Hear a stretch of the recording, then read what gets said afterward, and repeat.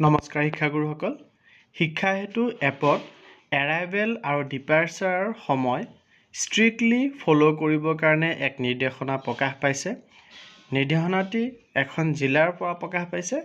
কোনখন জিলাৰ পৰা প্ৰকাশ পাইছে আৰু এৰাইভেল টাইম আৰু ডিপাৰ্চাৰ টাইম ষ্ট্ৰিক্টলি কিমানত দিবলৈ সেই নিৰ্দেশনা দিছে মই ভিডিঅ'টোত শ্বেয়াৰ কৰিম। ভিডিঅ'টো শেষলৈকে চাব, চাই ভাল পালে লাইক এণ্ড শ্বেয়াৰ কৰিব আৰু চেনেলটো যদি এতিয়াও ছাবস্ক্ৰাইব কৰা নাই কাইণ্ডলি ছাবস্ক্ৰাইব কৰিব।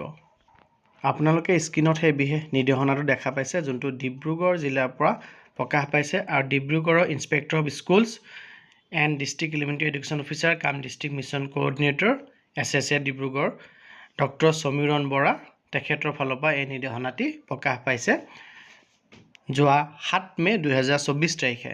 আৰু নিৰ্দেশনাটিত উল্লেখ কৰিছে যে একাডেমিক কেলেণ্ডাৰ যোনটো SCERT দ্বাৰা প্ৰকাশ পাইছে 2024 চনৰ বাবে, তাৰ মতে সকলো শিক্ষকক এই ডাইৰেকশ্যন দিয়া হ'ল যে তেওঁলোকে ষ্ট্ৰিক্টলি এৰাইভেল আৰু ডিপাৰ্চাৰৰ টাইমিং স্কুলৰ মেইনটেইন যাতে কৰে। একাডেমিক কেলেণ্ডাৰ 2024 SCERT প্ৰকাশ কৰাটোৰ মতে এৰাইভেল টাইমটো দি দিছে যে 9 বজাত এৰাইভেল টাইম হ'ব ৰাতিপুৱা আৰু ডিপাৰ্চাৰ টাইম হ'ব 3:25 বিয়লি বেলাত।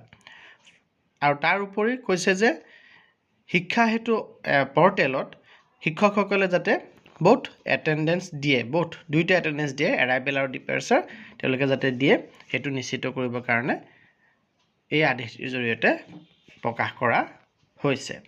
ধন্যবাদ।